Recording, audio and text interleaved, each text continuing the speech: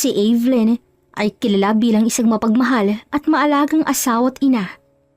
Walang ginawa ang babae kung hindi pagsilbihan si John ang kanyang asawa at ang kanilang nag-iisang anak na lalaki. Teka, aalis ka na? Sandali lang, ayusin muna natin yan ang maayos ang necktie mo. Nilagay ko na pala yung bawal mo sa bag mo. Huwag kang magpagutom ha.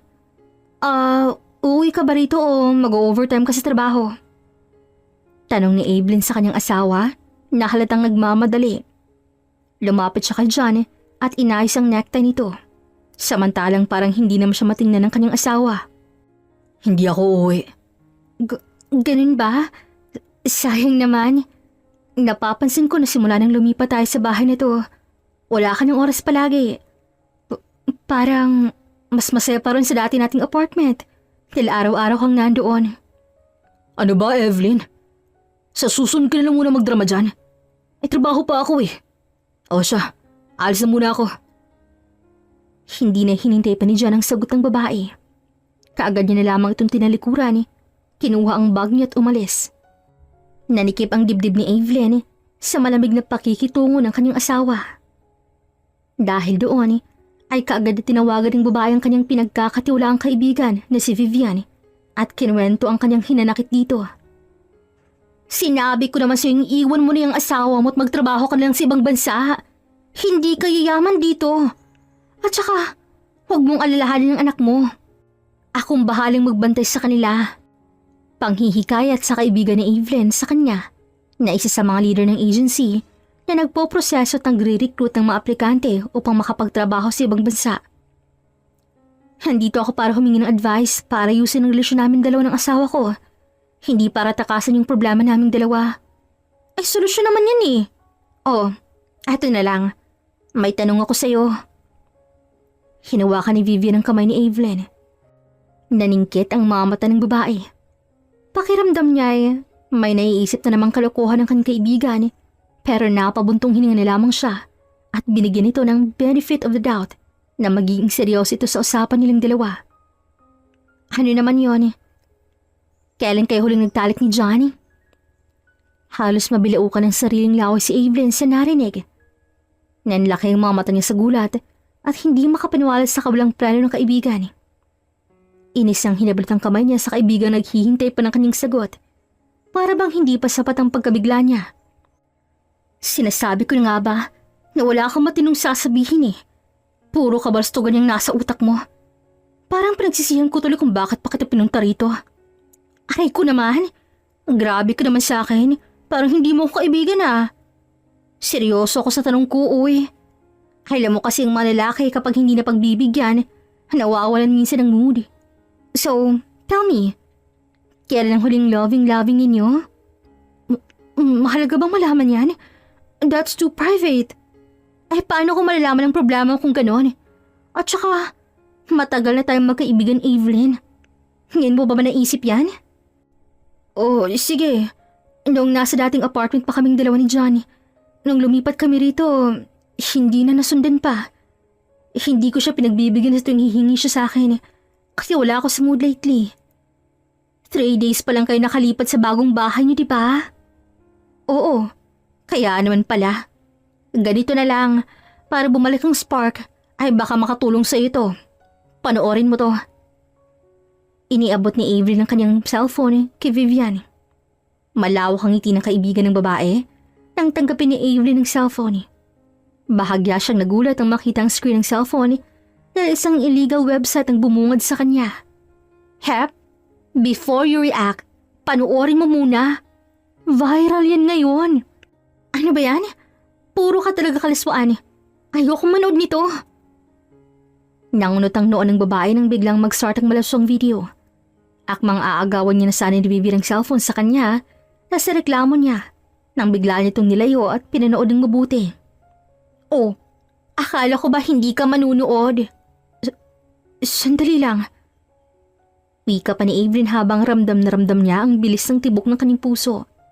Bagamat hindi nakikita sa video ang mukha ng dalawang taong nagtatalik, ay kilala ni Evelyn ang katawan ng lalaki.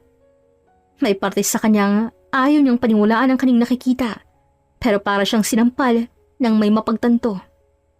Napansin niya ang kuha sa video ay nagmula sa dati nilang apartment.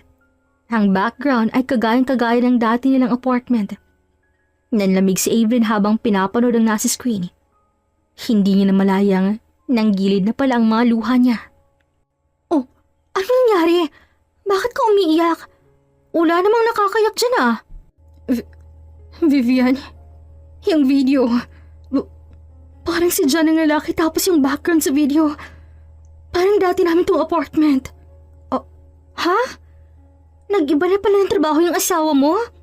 Ginawang office ang dating apartment niyo sa bagong business niya ah. Sugudin mo. Akong bahala sa'yo. I-rest ba kita? Pakulong natin ang lokong yan. Sabi ko na nga ba't parang may tinatago yung kablastugan ng asawa mo eh.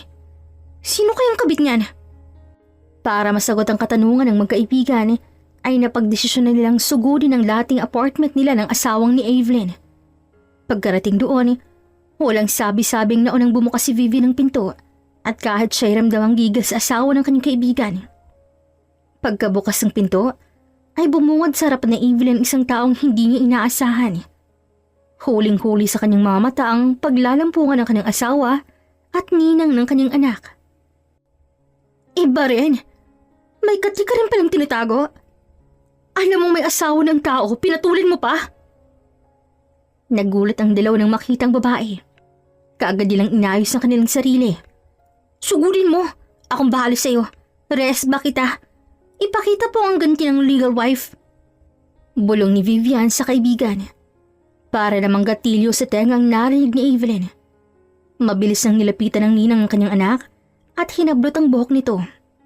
Maging ang damit ng babae ay sinubukan niyang hilahin at dahil doon ay parang makikita na ang kaluluwa ng babae. Samantala, sinubukan ni John lumapit upang awatin sana si Evelyn. Pero si Vivian ay kaagad na humarang sa kanyang harapan. Maliit lamang ang kaibigan ni Evelyn, kaya mabilis din siyang napagilid ni John na parang kitchen lang. Pero bago pa sila mahabol ng lalaki, ay naikaladkad din ng babae ang ninang ng kanyang anak. Nakabit din ng kanyang asawa. Kaya pala halos araw-araw ka rito sa apartment na to noon? May pasabi-sabi ka pang bibisitahin mo yung anak ko? Yun pala iba yung tinatarget mo?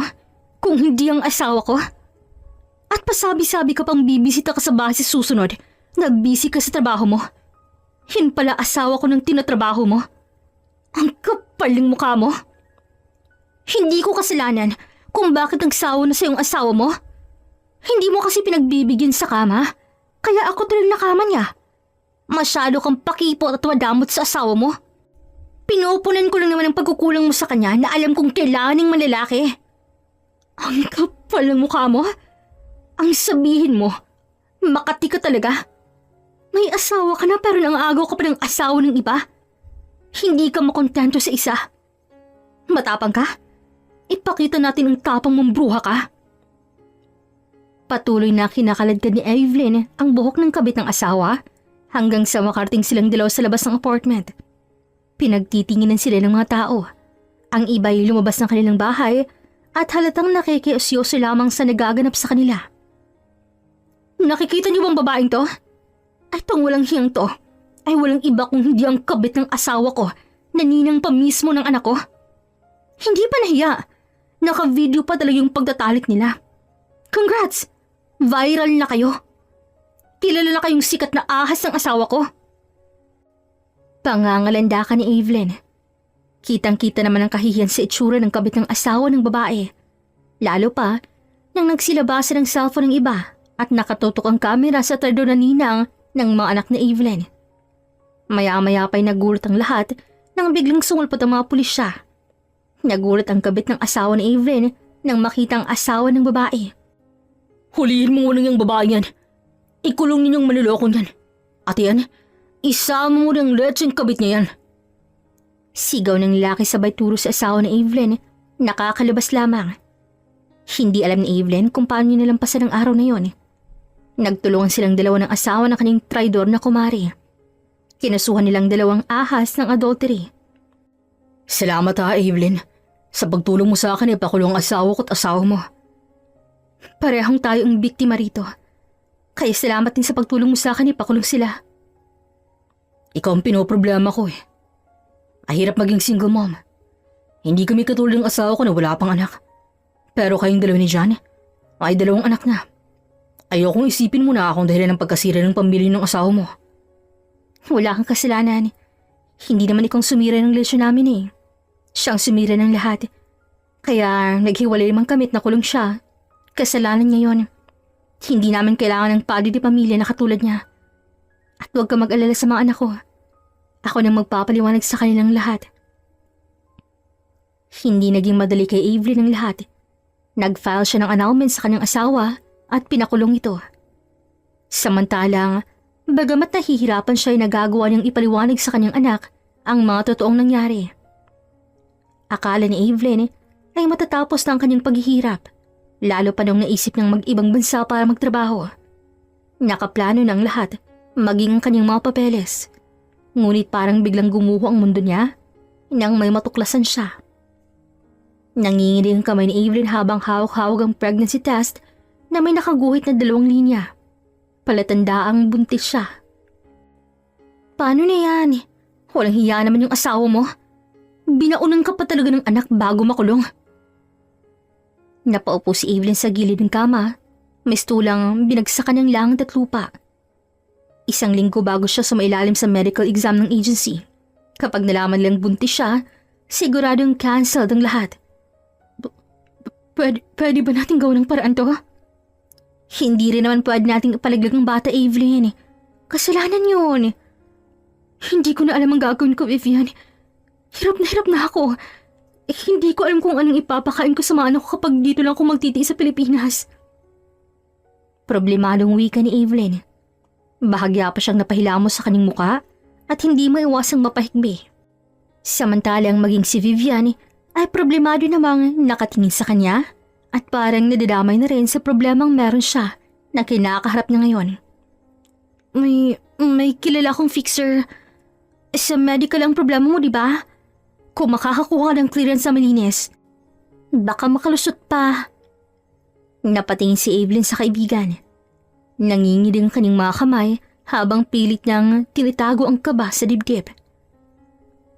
Alam kong maling itago to. Pero, anong ipapakain ko sa kanila? Anong ipapakain ko sa anak ko kung mananatili ako rito? Wala na akong trabaho. Wala na si Johnny. At iniwan niya bago pa siya makulong. Hindi ako pwedeng tumigil, Vivian. Kung gagawin mo to, kailangan mong panindigan. Wala ka nang pwedeng pagsabihan. Wala kang pwedeng pagkatiwalaan. Walang pwedeng makaalam ng sikreto na to. Pero, paano kung matutuklasan nila yun, Evelyn? Panigurado na kapag matutuklasan man nila, ay nakapag-ipon na ako. Hindi naman ako makukulong, di ba?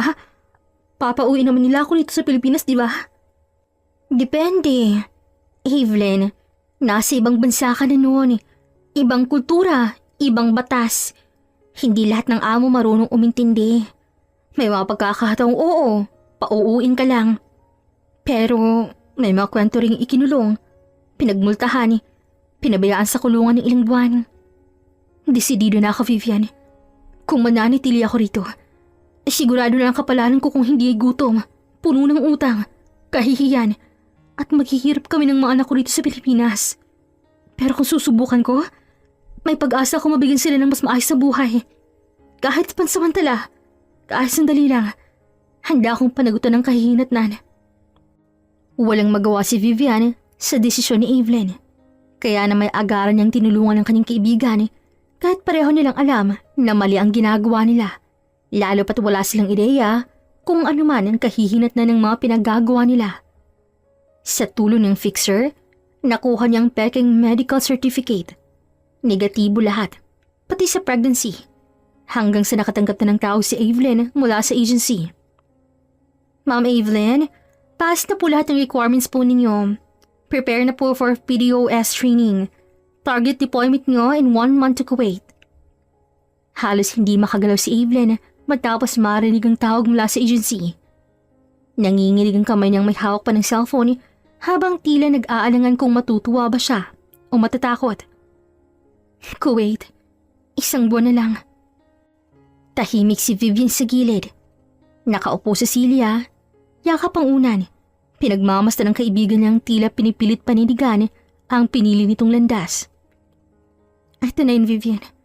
Wala nang atrasan. Lumipas ang mga linggo, dumaan si Evelyn sa PDOS training kasama ang iba pang aplikante. Madalas siyang tahimik, palaging nakasuot ng jacket o di kaya mga maluluwag na damit. Hindi pa man malaking tiyan niya pero sinisigurado niya na lahat ng kahit pakiramdam niya ay parang napaparing kung minsan sa sobrang pag-iingat. Lihim niyang binibilang ang mga araw, hindi lang para sa flight niya, kundi pati ang malinggo ng kanyang pagbubuntis. 10 weeks na ang bata. Minsan sa galitnaan ng training, biglaan lang siyang nahihilo. Pero agad siyang magpapalusot na may high blood lamang siya sa tuwing tatanungin siya. Dumating ang araw ng biyahe. Bit-bit ang malit na maleta at simpleng backpack. Lumuwas si Evelyn sa airport kasama ni Vivian. Habang nasa pila sa check-in, napansin ng isang staff ang kanyang maluwag na damit at malamlam na mukha. Ma'am, okay lang po kayo? Opo, medyo puyat lang po. First time ko po kasi. Tumango ang staff at binaliwala ito. Pagkatapos ng ilang minuto, nakalampas siya sa immigration. Nakalampas siya sa x-ray at walang may nakapansin. Hindi alam ni Evelyn kung paano nangyari yon dahil hindi siya nahuli. Pero iniisip niyang swerte niya na yon para sa kanya. Dahil umaayon ng tadhana sa kanyang gustong mangyari sa buhay at kinabukasan ng mga anak niya sa kanyang sakripisyo. Evelyn, eto na talaga to. Wala ka ng ibang hawak kundi panalangin. At pag-asa. Tumawag ka kapag may free time ka ha. Para may quality time ka pa rin sa mga anak mo kapag nasa ibang bansa ka na. Tatawag ako, Vivian. Ikaw nang bahala sa mga anak ko ha. Ingatan mo sila. Huwag na huwag mong silang pababayaan. Huwag kang mag-alala. Magpapadala ako ng pera para hindi ka mahirapan sa kanila. Kapag may sapat ka na naipon, saka ka na magpadala. Ang importante ingatan mo ang sarili mo roon at subukan mo huwag ipalata ang pinagbubuntis mo. Natatakot ako na baka mabuking ka agad at may masamang mangyari sa'yo, Evelyn. Pero hindi kita mapipigilan kung etong desisyon mo. Salamat, Vivian. Nang makapasok si Evelyn sa loob ng eroplano, ay hindi pa rin mawala-wala ang kanyang kaba. Iniisip niya na lamang ang ginagawa niya na lamang to para sa kinabukasan ng kanyang mga anak upang pagaanin ang kanyang loob. Sa malalim na pag-iisip, hindi na malaya ni Evelyn na nakalapag ng eroplano sa destinasyon. Nang makababa ang babae, ay isang maranghampas ng hangin sa airport ng Kuwait ang naunang bumungad sa kanya. Nagpalingalinga si Evelyn sa paligid. Nahagip ng tingin niya ang lalaking may hawak na karatula kung saan nakasulat doon ang kanyang pangalan. Lumapit siya sa binata. Hindi maiwasang tumagal ang titig ng babae sa estranghero. Hindi ito nakangiti at seryoso lamang na nakatingin sa kanya. Pinigilan ni Avery na huwag umawang ang kanyang labi dahil sa paghanga sa magandang mukha ng Arabo. Ngunit ang pinagtataka niya ay parang mix na Pinoy at Arabo ang features nito. May itinuro ang lalaki sa kanyang harapan. Kaagad namang napatingin si Evelyn sa direksyon na tinuturo ng binata.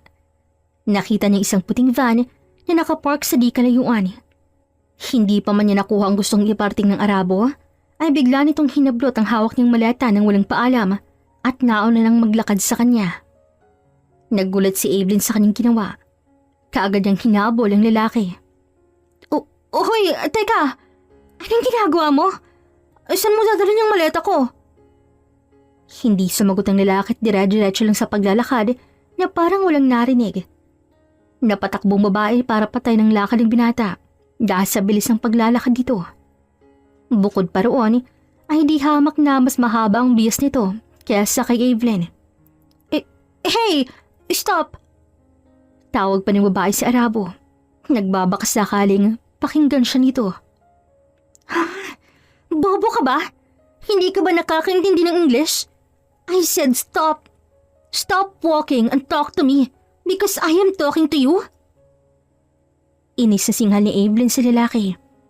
Pero nang makarating na sila sa harap ng van, ay nanatili itong walang imik at parang walang narinig. Binuksan itong pinto ng sasakyan at pinasok ang maleta ng babae. Ikaw ba yung driver? Ikaw ba yung susundo sa akin papunta sa bahay ng amo ko? Hindi siya sinagot muli ng lalaki. Imbes na sagutin, ay walang paalam na kinuha nito ang backpack ni Evelyn at pinasok yon sa loob ng van. Humarap siya sa babae at tinuro ang sa loob.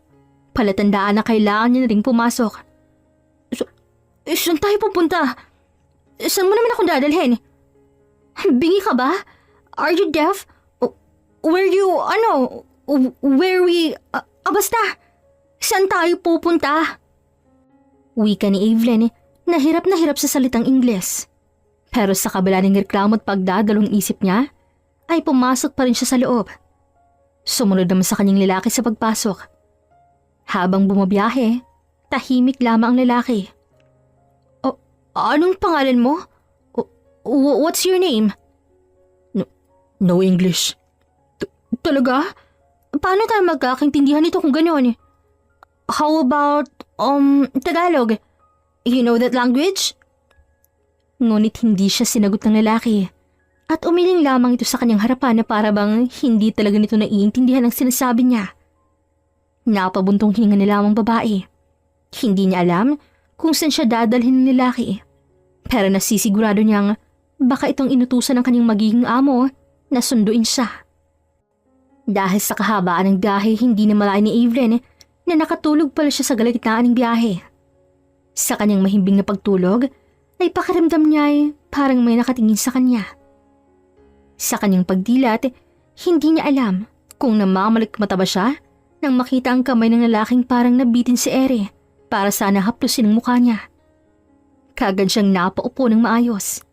Bahagya pa niyang pinunasan ng gilid ng kanyang labi sa kahihiyan na baka may tuyong laway doon. Kidnapper ka ba? Saan mo ba talaga ako dadalhin? Tanong ni Evelyn sa Arabo dahil sa inip. Napapansin kasi na babae na parang mahigit 1 oras silang bumabiyahe ng lalaki. Hindi niya alam kung matatakot ba siya sa binata o maiinis dito dahil parang hangin na ang turing nito sa kanya. Maya-maya pa'y tumigil ang van sa isang malaking bahay. Naunang bumaba ang lalaki, bit-bit ng kanyang mga maleta. Nandito na ba tayo? Ito na ba yun? Napataas ang kilay ng lalaki sa kanya. Isn't it obvious? Biglang wika ng lalaki, nakapansin-pansin ang insulto sa tono ng pananalita nito. Hindi pa man siya nakabawi sa matigas na English ng Arabo, ay bigla na siya nitong tinalikuran. Natataranta naman siyang lumabas at sinundan ng binata. Loko to ah, may pano-English pa siyang nalalaman. Marunong din naman palang walang hiyang to. Okay, teka! Wait for me! Wika pa ni Evelyn at tinakbong distansya nila ng Arabo. Nang makapasok ng dalaw sa loob ng bahay, ay napansin ng babae na parang Pinoy din ang may-ari ng bahay dahil sa disenyo nito. At hindi nga nagkamali si Evelyn nang biglang lumabas ang isang may kaidarang babaeng mukha talagang Pinay. Pansin ang pagka-estrekta sa mukha nito habang papalapit sa direksyon ni Evelyn. Ikaw ba yung katulong namin na pinasundo ko sa anak ko? Christoph? Siya na ba to? Gulat na napalingon si Evelyn sa binata. Lalo na nang marinig ang straight na Tagalog ng lalaki na hindi niya inaasahan. Opo, mommy. Siya nga po. Pakiramdam ni Evelyn ay biglang uminit ang batok at mga pisngi niya. Hindi niya alam kung dahil ba ito sa kahihiyan na baka hindi siya kinakausap ng binata dahil wala itong pakialam sa sasabihin niya. O maiinis ba siya rito? Dahil pakiramdam niya, para siyang ginawang baliw na nagsasalitang mag-isa. Gayong naiintindihan naman pala siya nito ng binata. Bukas na magsisimula ang trabaho mo. Nasabi ko naman sa iyo ng trabaho mo dito, di ba? Napatangaw si Evelyn. Gaya nagkausap na silang dalawa ng kanyang amo sa tawag. Akala niya Arabo talaga ito dahil sa tono ng English nito. Kaya hindi niya maiwasang magulat nang madiskubring kapwa Pinoy din pala ito. Mabuti naman kung ganon. Uulitin kong obligasyon mo rito sa bahay. Gumising ka ng maaga para paglutuan kami. Maglinis ka ng buong bahay. Maglaba ka at every Sunday, magtitinda ka. Hindi ka rin naman mahihirapan dahil kasama mong anak ko sa pagtitinda dahil siyang magiging driver mo papuntang tindahan. Pagsilbihan mo ang anak ko. Kailangan nakahanda yung mga gamit at baon na papuntang trabaho. Ganon din kami ng asawa ko. Sa madaling salita, ikaw na lang ang maiiwan dito kapag nasa trabaho kami. Ayaw na ayaw ko sa lahat. Ayang magnanakaw. Kaya wag na wag mong gagawin yon. Lalong-lalo na ang tamad. At isa pa na pinakaayaw ko sa lahat ay makipagrelasyon ka at baka mabuntis ka pa rito. Kapag mangyari yon, hindi ako magdadalong isip na kasuhan ka. O hindi kaya ibalik ka sa Pilipinas. Naiintindihan mo ba ako? Nagkakaintindihan ba tayong dalawa? Napalunok si Evelyn sa kaba. Pinigilan niyang huwag hawakan ng tiyan niya dahil sa kaba. Dumaan ang takot sa kanyang katawan para sa kanyang pinagbubuntis. Hindi niya alam kung pagsisisihan niya ba ang kanyang desisyon. Pero wala siyang magagawa dahil nandito na siya sa Kuwait at naisip niya na rin ang bagay na to. Kaya iniisip niya na lamang para hindi matuklasan ang sikreto niya ay dapat na mag-ingat siya sa kanyang mga kilos para hindi mahalata ang kanyang tinatago. Opo, naiintindihan ko po. Mabuti naman kung ganun. Sasamahan ka ng anak sa magiging kwarto mo. Wala pa ritong asawa ko dahil magtrabaho siya. Ipapakilala ko sa iyo kapag dumating na. Sa ngayon, ayusin mo muna ang mga gamit mo at magpahinga. Maiwan ko na muna kayo rito. Aalis pa ako. Christoph, ihatid mo na ang katulog natin sa magiging kwarto niya. Yes po, Mommy. Ingat po kayo. Nga pala, wala kang trabaho ngayon? Nakalive po ako sa trabaho ng 1 week. Ganun ba? Mabuti naman yon, nang makapagpahinga ka naman sa trabaho. O siya, maiwan ko muna kayo rito. Nang makalis ang ginang, ay kaagad na hinarap ni Evelyn ang lalaki. Hindi maiwasang magsalubong ang kanyang kilay sa lalaki dahil sa inis na kanina na pagtinitimpi. Bahagya pa siyang nakapamewang sa harap ng binata. Handa na siyang magsalita pero naiwang nakaawang ang labi niya nang bigla siyang tinalikuran ni Christoph. Follow me. Utos ng lalaki sa kanya habang patuloy na naglalakad. Napapadyak si Evelyn sa inis at mabilis na hinabol ang kanyang among binata. Akala ko ba no English? Marunong ka naman pala. Tinanong kita kanina gamit ang Tagalog pero hindi mo ako sinagot. Tapos marunong ka naman pala mag-Tagalog. Ginawa mo kong tanga kanina. The answer is simple and obvious. Ayokong makipag-usap sa isang katulong. Pakiramdam ni Evelyn ay biglang pumantig ang tenga niya sa kanyang narinig. Hindi niya napigilang sagutin ang pang-iinsulto ng kanyang amo sa kanyang trabaho. Iniinsulto mo ba kaming mga katulong? Nainsulto ba kita? Hindi porket isa kong katulong ay kailangan mo na akong insultuhin. Parehas tayong tao rito. Kaya wala kang karapatang malitin ang trabaho ko. Dahil alam ko sa sarili ko na matinong trabaho ako. Parehas na tayo nagtatrabaho. Ang pinagkaiba lang, ibang antas ng trabaho tayo. Pero pareho pa rin yun. Napatigil bigla sa paglalakad ng lalaki na sa bigla ang pagtaas ng boses ni Evelyn sa inis. Bahagya pang nanggilid ang kanyang luha dahil sa sobrang emosyon na kanyang naramdaman. Alam niyang hindi itong kanyang normal na reaksyon at epekto lamang ito ng kanyang pinagbubuntis. Ang hindi niya maiwasang maging emosyonal, pinipigilan ng babae ang pagbadya ng kanyang luha. Natatakot siyang baka mahalata ng kanyang amo ang kanyang pagiging emosyonal at baka ito pang magiging dahilan na magduda si Christoph sa kanya. Nang makita ng lalaki ang kanyang reaksyon, ay bigla itong natigilan. Maya-maya pa napabuntong hininga ito at lumambot ang ekspresyon ng kanyang muka. Sinabi ko lang naman na ayoko makipag-usap sa katulong dahil yun ang bilin sa akin ni Mommy. Sinunod ko lang utos ng ina ko. Hindi lang talaga naging kumpleto yung statement ko sa'yo. Pasensya na kung pakiramdam mo na insulto kita sa sinabi kong yun. Sinagot ko lang naman ang tanong mo sa akin. Hindi ko minamalit ang trabaho mo kung yun naman ang iniisip mo. Seryosong wika ng lalaki at nagsimula ng muling maglakad. Natahimik na lamang si Evelyn. Hindi na siya nagsalita pa o umangal sa biglaang pagtalikod sa kanya ni Christoph. Hinayaan niya na lamang yon at pinigilang huwag maging emosyonal dahil baka mabuking pa siya at biglang ma-stress at ma-hospital bigla. Baka yun pang maging dahilan ng paglantad ng kanyang tinatagong sikreto. Walang imik na nakasund lamang babae sa likuran ng kanyang amo. Maya-maya pa tumigil ang lalaki sa harap ng pintuan at binuksan ito ang pinto. Pinaawang niya ng malaking pinto pero hindi siya pumasok. Pinasok niya lamang maleta ni Evelyn na kanina niya pabitbit, maging ang backpack ng babae. Etong maging kwarto mo. Huwag ka mag-alala. Kompleto ng mga gamit dyan sa pagtulog mo. May electric fan at may malambot na kumot na riyan. Naiwan kita rito.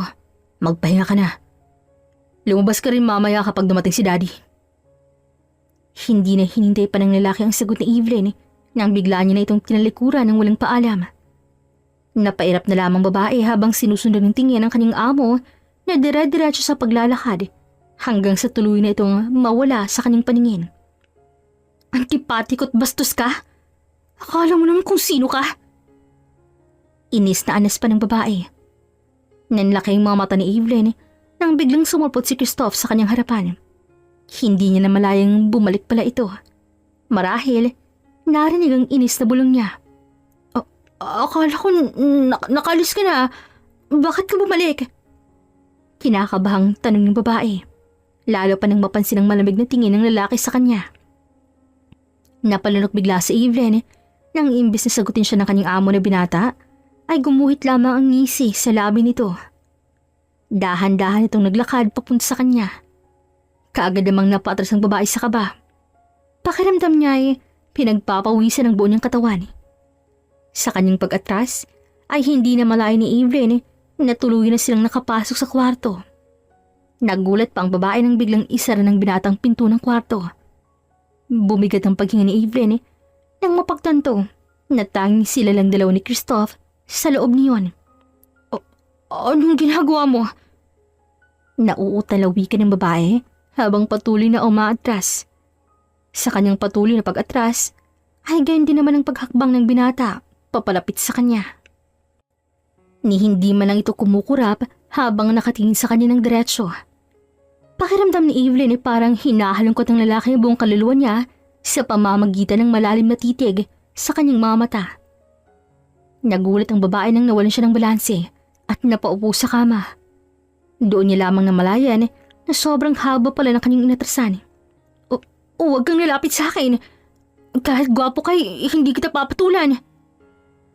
Nagulat ang babae nang biglang tumawa si Christoph na para bang may nakakatawa ito sa kanyang sinabi. Lumapit sa kanyang lalaki. Buong akala niya ay baka anong gawin ito sa kanya, kaya napapikit na lamang siya. Maging siya hindi niya alam kung bakit siya napapikit. Pagdilat niya ay nakita niya may kinuhang may kung anong lalaki sa kanyang likuran. Nang tingnan niyang kinuha ni Christoph, ay doon niya lamang napagtanto na isang unan pala yun. Akin to. Dito ako natulog nung nakaraan. Kukunin ko lang to. Marami ka ng unan dyan. At sa susunod na magsalita ka sa akin ng kung ano-ano. Siguraduhin mong nakalayo na ako ha. O wala na talaga ako. Dahil sa susunod na marinig ko ulit yung sinabi mo sa akin kanina, ay hindi mo magugusto ng gagawin ko sa'yo. Hindi ba ako nakalis kanina? Bumalik ako dahil naalala kong may naiwan ako. Tapos maririnig ko na lang na gano'n ang pinagsasabi mo sa akin. Mali ko bang babalik ka at bigla ka nilang yatang susulpot sa harap ko? Hindi mo lang napansin ang pagdating ko dahil abala ka sa pagsusumpa sa akin. Huwag mo lang iparinig sa akin ang pagsumpa-sumpa mo sa akin ha, na parang hindi mo ko amo. Bakit? Totoo namang sinasabi ko ah.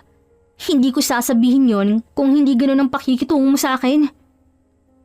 Hindi niya alam kung saan siya kumuha ng lakas na loob para sabihin niya yon sa harap ng kanyang amo. Nang mapagtanto niya ang kanyang ginawa, ay pinagmumura niya ang kanyang sarili sa kanyang isipan at halos tampalin niya ang kanyang sariling noo dahil sa kanyang pinagagawa. Pakiramdam niya ay hindi pa nagsisimula ang kanyang trabaho ay mapapatalisik na siya agad. Hihingi na sana si Evelyn ng pasensya kay Christoph nang biglang nagsalita ang lalaki. If you won't stop cursing me, hindi ako magdadalawang isip na halikan ka. Nanlaki ang mga mata ni Evelyn sa gulat sa kanyang narinig. Anong pinagsasabi mo riyan? May mga anak na ako. My mom told me na single ka raw. Oo, single. Single mom ng 2 bata. Wika ng babae at hindi na dinamay sa bilang ang bata sa kanyang sinapupunan. It doesn't matter to me. Ang importante, wala kang asawa. Nakangising wika pa ng kanyang amo. Kumabog ang dibdib ni Evelyn. Mabuti na lamang ay bigla na siyang tinalikuran ni Christoph bago pa man sumabog ang kanyang dibdib. Hinang makalis ang lalaki sa kwarto ay napahawak siya sa kanyang dibdib sa bilis ng tibok nito. Lokong lalaki yun ah. Wala akong balak pumatol sa kanya. Sa akin pa lang ginamit ang babaerong galaw niya. Akala niya naman talaga, kaya niya akong tibagin. Siya pa yatang maging challenge ko sa trabahong to.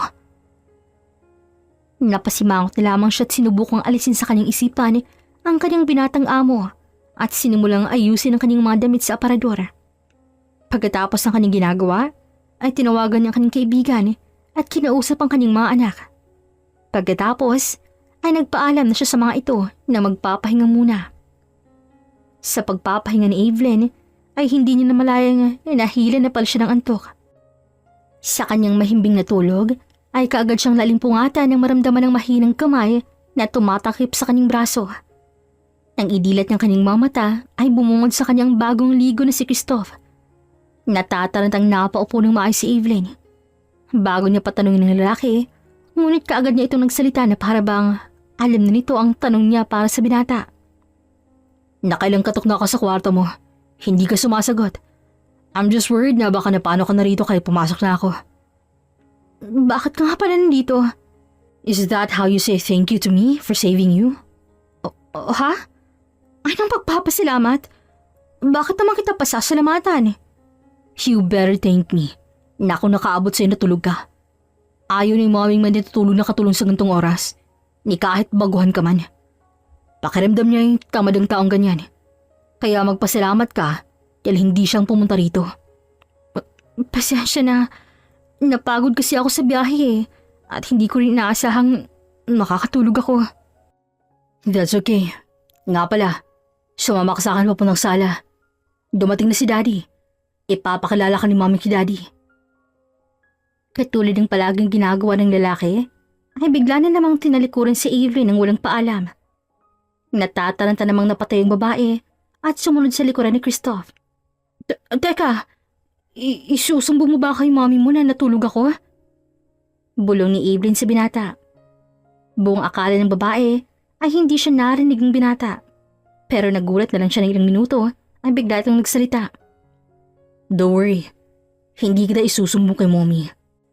Baka madagdagan ng bad image ko dyan sa utak mo eh. Baka sa susunod ay hindi na sumpang maririnig ko sa'yo tungkol sa akin. Baka mas malala ka pa ron. Huwag ka maglala. Hindi ko na gagawin yon. Ayoko namang mawala ng trabaho, no?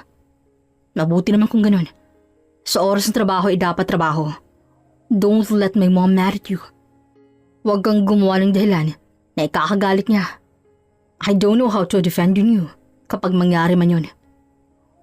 Hindi alam ni Evelyn kung bakit bigla siyang nakaramdam ng anong kiliti sa kanyang sikmura nang sabihin yun ng lalaki. Ipinakilala ang babae sa padre di pamilya ng kanyang mga amo. Hindi katulad ng ina ni Christoph na mukhang strikta at masungit. Para kay Evelyn, mukhang mabait naman ang asawa ng ginang.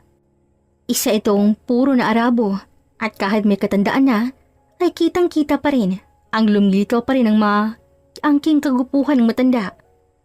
Kaya hindi may pagkakailan ng babae kung bakit ganoon nilang kagwapo ang nag-iisang anak ng mag-asawa na si Christoph dahil na rin sa namala niya ito sa kanyang mga magulang. Hindi na malay ni Evelyn na umabot na sa 2 buwan ng kanyang pagtatrabaho. Ang kanyang sahod na natatanggap ay ang kalahati pinapadala niya sa Pilipinas. Samantalang kalahati naman ay dinadagdag niya sa kanyang ipon. Napahawak ng babae sa kanyang tiyan. Medyo may kalakihan na ito. Pero pasalamat na lamang si Evelyn dahil sa kanyang suot ay hindi nahahalta ang kanyang tiyan. Habang naglalakad ang babae papuntang kusina, ay kaagad siyang nakaamoy ng kakaibang amoy. Amoy na hindi niya nagustuhan dahil pakiramdam niya ay parang mabubuwal siya sa disgusto sa amoy na yon. Dadata ng babae si Christoph na nalulutong mag-isa. Hindi niya na napigilan nang bigla siyang masuka. Mabilis siyang napasuka sa lababo. Naramdaman ni Evelyn ang pagkataranta ng kanyang amo nang makita ang sitwasyon niya. Kaagad siya nitong nilapitan. Halos duman ang libo-libong kuryente sa katawan ng babae nang maramdaman ang mainit na palad ni Christoph na humahaplos ng marahan sa kanyang likuran. Are you okay? Masama bang pakiramdam mo? Matagal bago nakasagot si Evelyn dahil ang kanyang atensyon ay ang kanyang pagsusuka at may kakaibang amoy ng niluluto ng lalaki na pakiramdam niya ay napapabaliktad ng kanyang sikmura. Okay lang ako. Medyo sumama lang talagang pakiramdam ko. Wika ng babae ng makabawi. Ngunit ang kanyang kamay ay nakatakip sa kanyang ilong para hindi maamoy ang niluto ni Christoph at para maiwasan na rin ang magmabuwal ulit. Sigurado ka ba? Oo, pasensya na. Bakit mo tinatakpan yung ilong mo? Nagtatakang tanong ng lalaki nang mapansin ang pagtakip niya sa kanyang ilong. Bahagya pa nga napaamoy si Christoph sa kanyang damit. Natawa si Evelyn sa kanyang reaksyon. Hindi alam ng babae kung normal na tawa niya ba yon o dinaan niya lang sa tawa ng kanyang kaba. Natatakot siya na baka pag hinilaan siya ng kanyang amo. Ano ka ba? Hindi naman ikaw yung nababahuan ko eh. Kung hindi ang niluto mo. Medyo hindi ko bet kasing amoy ng mapagkaan niyo rito eh. Medyo weird. Kaso no choice ako dahil nasa ibang bansa ako. Kaya sa naman magutom ako manghina rito, di ba? Palusot ni Evelyn. May parte sa kanyang sinabi na totoo yun. Ngunit alam niyang mas lamang ang mga kasinungalingan doon. Napalunok ang babae nang makitang malalim na titig sa kanya ni Christoph na para bang tinitimbang pa nito kung paniniwalaan ba siya nito o hindi. Muntik nang mapahawak si Evelyn sa kanyang dibdib dahil sa lakas ng kabog ng kanyang puso. My mom's not here. Magbabakasyon daw sila ng isang buwan kasama si Daddy. Kaya tayo lang dalawang natitira dito sa bahay. Naisip kong paglutuan kita. Akala ko'y magugustuhan mo itong niluluto ko sa'yo eh. Biglang wika ng lalaki na kinabigla naman ng babae. Lalo pat ramdam ni Evelyn ang disappointment sa boss ni Christoph nang sabihin niya yun sa kanya. Bakit mo ko paglulutuan? Tanong ng babae. Sa isip-isip niya parang naging baliktad pang sitwasyon. Gayong hindi naman siya ang amo sa bahay nito. Gusto ko lang makabawi. Naging busy ako sa trabaho ko. Kaya madalang nang tayong makikipagsalmuha rito sa bahay. Nakikita nga tayo pero wala tayong proper na communication na dalawa. Alam mo yun? Sa amot katulong. Hindi ko maintindihan ang pinupunto mo. Hindi naman natin kailangan ng proper communication. Na pinagsasabi mo na yan. Dahil hindi naman tayo magbarkada na dalawa. Professional communication ang kailangan ko kapag ikaw ang kaharap ko. O kahit ang mga magulang mo pa. At bakit ka naman babawi? Hindi mo naman responsibilidad yun. Nagulat si Evelyn nang biglang natawa si Christoph habang umiiling. Napangiwi siya nang maisip na baka nababalo ng anak ng kanyang amo. Hindi ko rin alam kung bakit ko ito ginagawa o naisip. Naisip ko lang na baka pagod ka. Kaya gusto kitang magpahinga. Nagpapahinga naman ako sa gabi. At saka malamang katulong ako. Bawal ang magpahinga kapag oras ng trabaho. Obligasyon ko to. Alam ko. Kitang-kita ko naman yung kasipagan mo. Bawat sulyap ko sa'yo, palagi kang may ginagawa. And since wala rito si Mommy, gusto ko magpahinga ka muna sa trabaho. O sa mga routine mo na kailangan magising maaga para magluto. Di pareho tayo nito magugutom. Sino magluluto? Halangan namang ikaw. Ako nga. Ano pinagsasabi mo dyan? May trabaho ka. Nag-leave rin ako ng 2 weeks. Ha? Bakit? Gusto ko magpahinga. Gusto mo rin naman palang magpahinga eh. Bakit ikaw pa yung nagpupumilit sa atin ditong dalawa na ikaw magluluto? I want to cook for you, Evelyn. Natigilan ng babae. Pakiramdam niya para siyang hinahawal ng 10 kabayo sa lakas ng tibok ng kanyang puso. Mas lalo pang naging triple ang kabog nito nang magtama ang paningin nila. Hindi ko gustong amoy ng luto mo. It's okay. Itatapon na lang natin yan. Ano bang gusto mong kainin? Filipino foods ba? Itatapon? Sayang naman. Sinasayang mo lang pagkain. Ayaw mo nun eh. Pwede namang ikaw na lang kumain kung gusto mo nun. Busog pa naman ako. No, ipapamigay ko na lang yun. Gusto ko yung parehas tayo ng kinakain na dalawa. Bakit? Ano bang connect ng pagkain ko sa pagkain mo? Okay, ipapamigay ko na lang itong niluto ko. Kanino naman? Stray dogs and cats. Okay na? Yung sabi mong Pinoy foods, totoo ba yun? Nahihiyang wika ni Evelyn. Pakiramdam niya bigla siyang natakam nang tanongin yun kay Christoph. Of course. Anong gusto mo? Sabihin mo lang kahit ano. Talaga? Kahit ano? Oo, kahit ano. Ako magluluto para sa'yo. We, talaga? Marunong ka rin pala magluto ng mga Filipino dishes? Isa kasi yan sa turo sa akin ng lola ko noon yung mauna. Katulad mo, natatakam rin akong kumain ng mga pagkain Pinoy. Kapag wala si mommy, saka lang ako nakakapagluto. O kumakain yan. Dahil isa yan sa mga ayaw ni mommy. Ayaw na ayaw yung kumain ng pagkain Pinoy. Simula nang makarating siya rito sa Kuwait at makapagsawa kay daddy. Bakit naman? Wala lang. Ambisyosa lang talaga si mommy. Natatawang pahayag ni Christoph. Maging si Evelyn ay hindi rin may iwasang matawa dahil sang-ayon talaga siya sa sinabi ng lalaki sa kanya. Grabe ka naman sa mommy mo. Sinasabi ko lang totoo. Pero huwag mo sabihin sa kanya yan, ha. Sekreto lang natin yan. Hindi alam ng babae kung paano niya napapayag si Christoph na mga tatong putahe ng Pinoy na pagkain ng naihanda nila. May mga pagkakataong gusto ni Evelyn tumulong sa pagluluto, ngunit hindi naman siya pinapayagan ng lalaki. Mas gugustuhin pa rin itong manood na lang sa kanya kaysa sa tumulong. Tahimik na umupo lamang babae sa upuan habang pinapanood si Christoph na abala sa paglalapag ng mga makakain nila sa hapag. Kumain ka na. Masarap yan. Masyado ka namang feeling dyan. Hindi porket marunong ka magluto ay masarap na yung luto mo. Ang baba talaga ng tingin mo sa akin. Sabi ng lola ko na bubuhay pa siya, masarap daw ako magluto. Muntik na maging chef ang makuha kong kurso eh. Eh bakit hindi chef ang kinuha mo kung gano'n? Yan ang gusto mo, di ba? Ayaw ni mommy, kaya wala akong magagawa. Siya nagpapaaral sa akin kaya kailangan ko sundin ang mga gusto niya.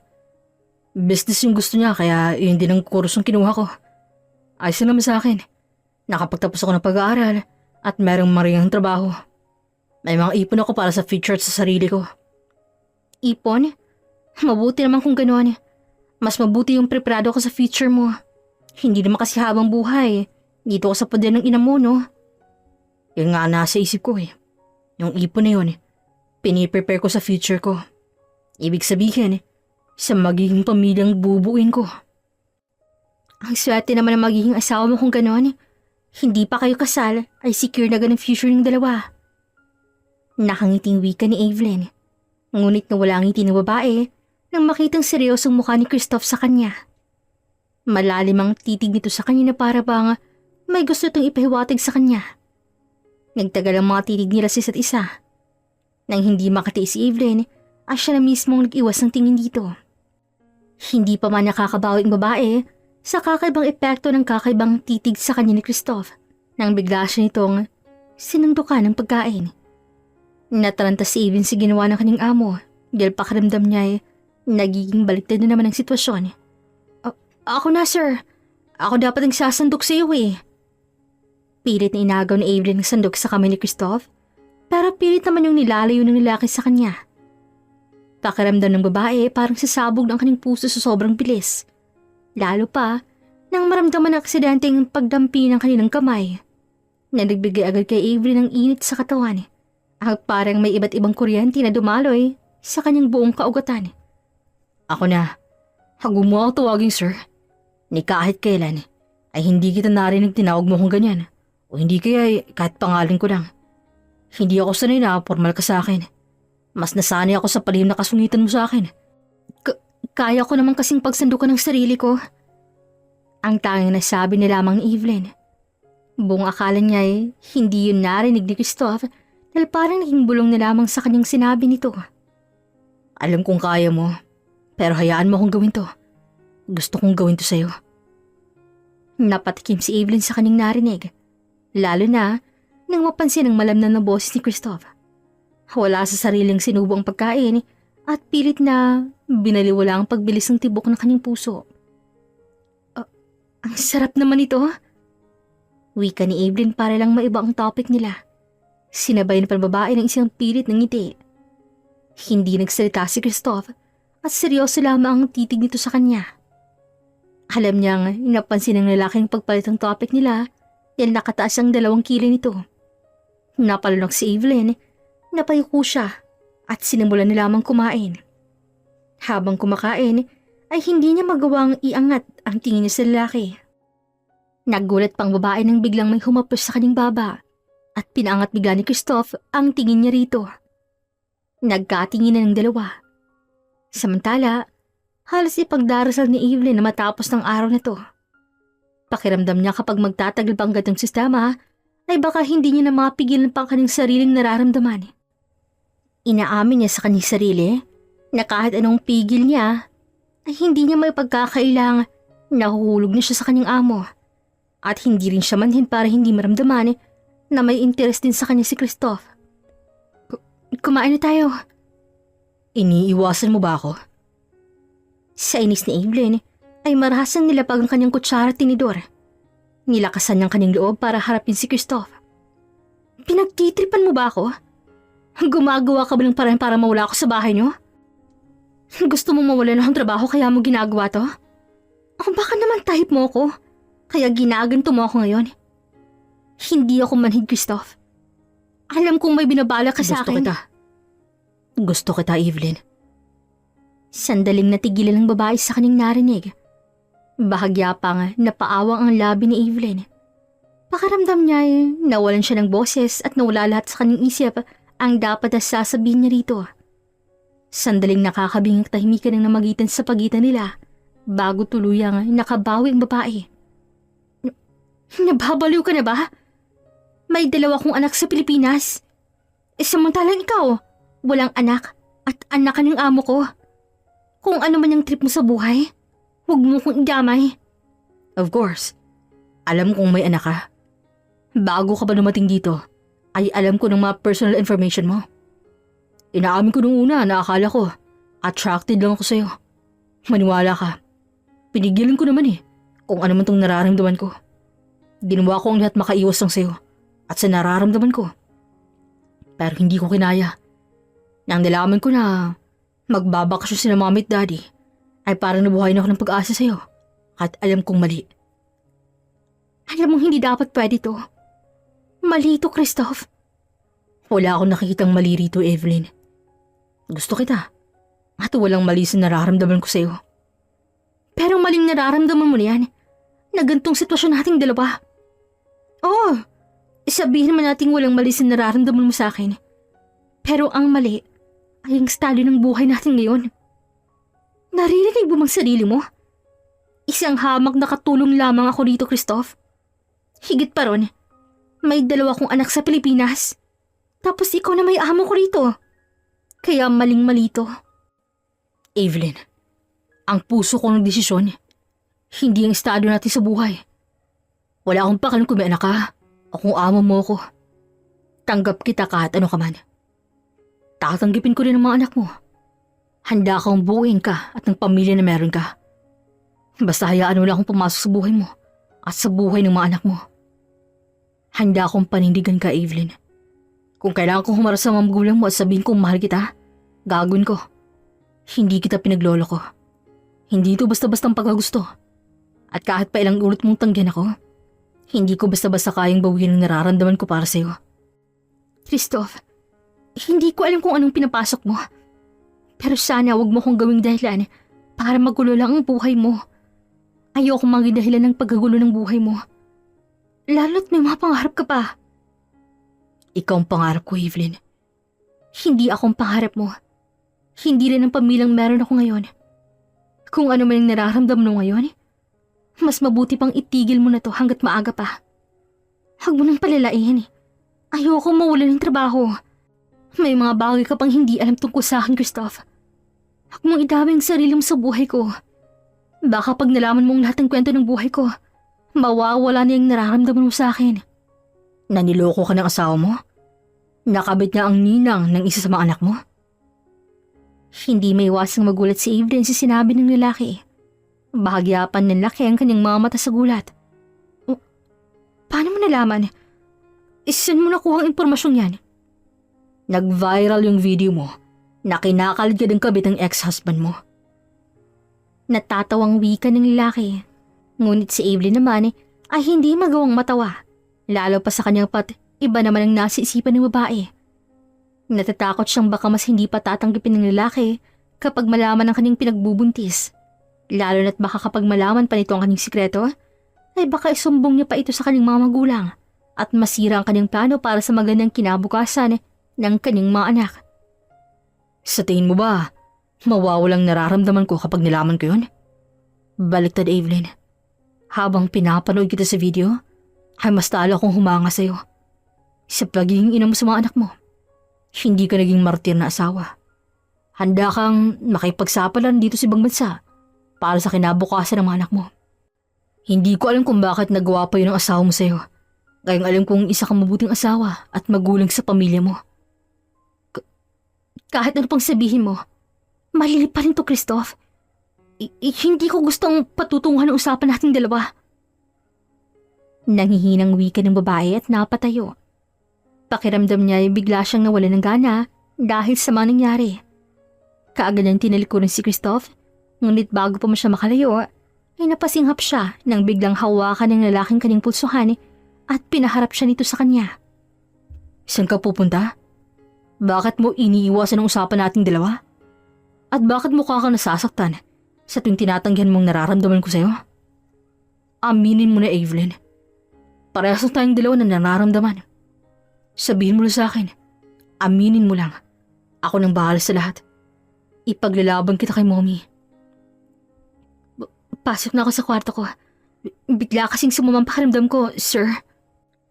Pilit ng ngiti na uwi ka ng babae. Hindi niya na hinintay pang sagot sa kanyang lalaki at bigla niya nitong tinalikuran upang makalayo rito. Mabuti na lamang at hindi siya hinabol pa ni Christoph. Nang makarating si Evelyn sa kanyang kwarto, ay kaagad siyang napahawak sa kanyang dibdib dahil sa lakas ng kabog nito. Upang pakalmahin ang kanyang sarili, ay kaagad din tinawagan ng kanyang kaibigan upang kausapin ang kanyang mga anak para doon kumuha ng lakas sa kanila. Pagkatapos ng mahabang tawag, ay naisipan ng babaeng magpahinga. Ngunit hindi niya malaya na nahila na pala siya ng antok. Nagising bigla si Evelyn nang makarinig ng katok mula sa pinto. Kumain na tayo. Narinig niyang wika ni Christoph sa labas ng kwarto niya. Hindi na ilak yun ng babae.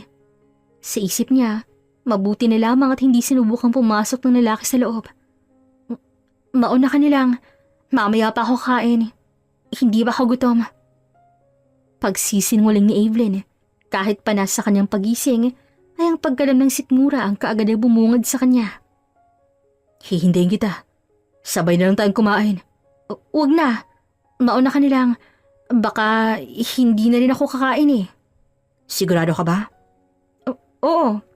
Mauna ka na. Hindi nakarinig si Evelyn ng sagot sa labas ng kwarto. Buong akala niya ay nakaalis si Christoph, ngunit nagulat siya nang makarinig ng malalim na buntong hininga ng lalaki. Mauna na akong kumain. Lumabas ka lang kapag gusto mo nang kumain ha. Hindi ako lalabas ng kwarto mamaya. Narinig ng wika ng lalaki bago siya makarinig ng yapak na papalayo. Doon lamang nakahinga ng maluwag si Evelyn. Mahigit 4 na oras ang pabalik-balik ng babae sa paglalakad sa kanyang kwarto. Pakiramdam niya ay kanina pa natutuyo ang kanyang lalamunan.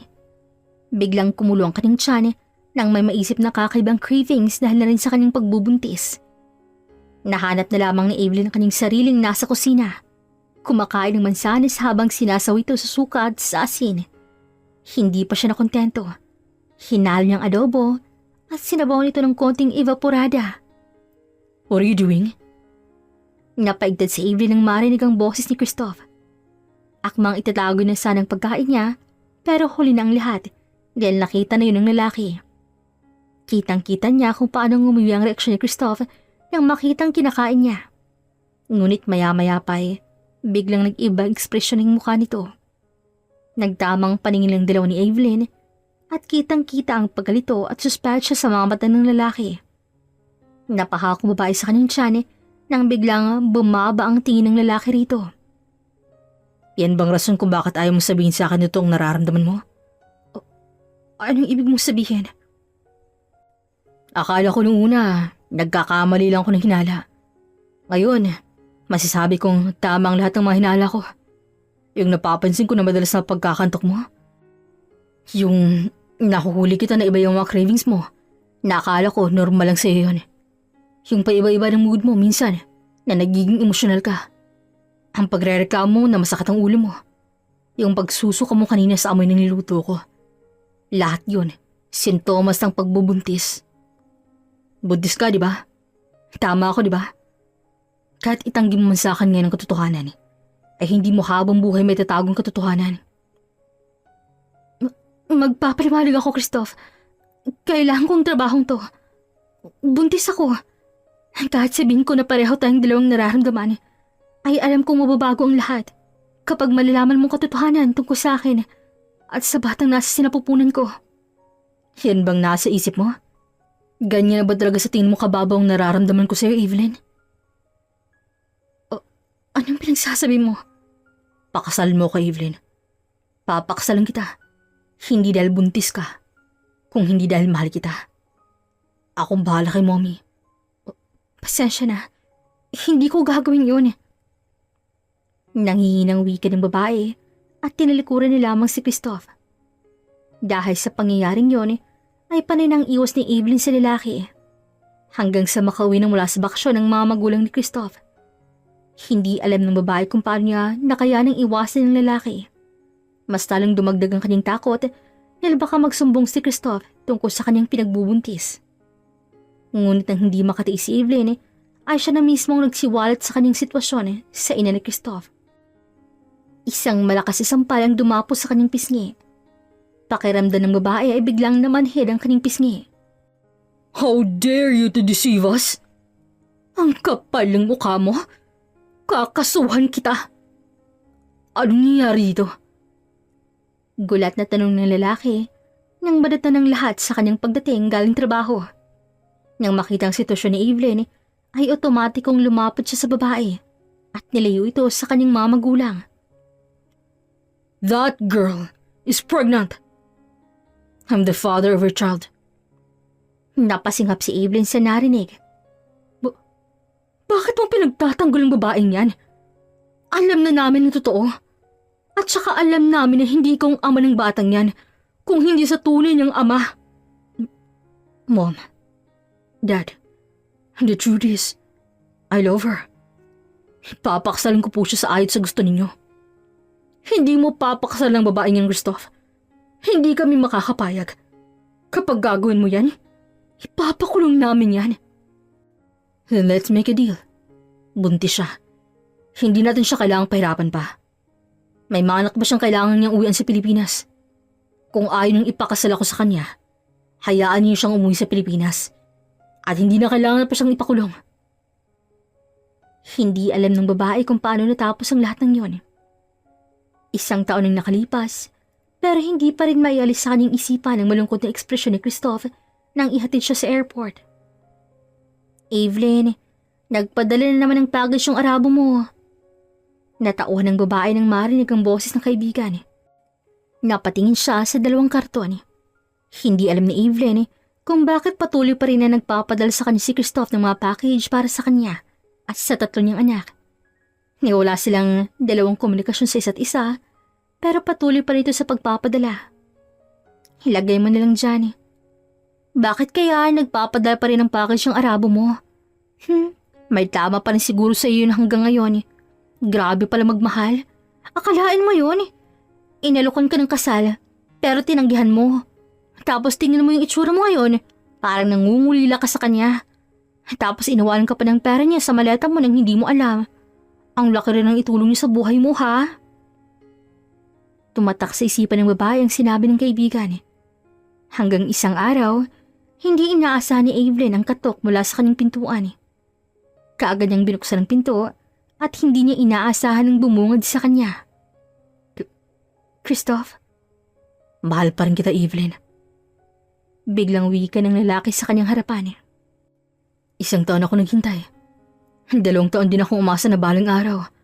Matutupad pa rin ang pangako kung makasama ka. Evelyn, gusto kong bumuo ng pamilya. Kasama ka at kasama ang mga anak mo. Kung tatangguin mo ako ngayon, hindi lang ako maging asawa mo, kundi magiging tatay rin nila ng buong puso. Napaluha si Evelyn, hindi sa bigat, kundi dahil sa wakas, isang taong hindi siya iniwan sa panalangin ay bumalik, dalang pag-asang dati ay binitawan niya na. Lumipas ang ilang buwan ng pagkilati sa pag-uusap, hanggang sa makalipas ang 2 taon sa harap ng simbahan, suot ang puting bestida at may hawak na kamay ng kanyang mga anak. Si Evelyn ay kinasal sa lalaking minsang pinaglaban siya sa lahat. Hindi man naging madali ang lahat, sa bandang huli, nahanap nilang kapayapaan at isang tahanan sa Pilipinas, kung saan si Christoph ay hindi lang naging asawa, kundi isang ama na buong-buong pagtanggap at pagmamahal. Naway nagustuhan po ninyo ang kwentong handog namin para sa inyo. Hanggang sa susunod pong muli, this is Regine here in Miss Teen Stories. Daghan kaayong salamat!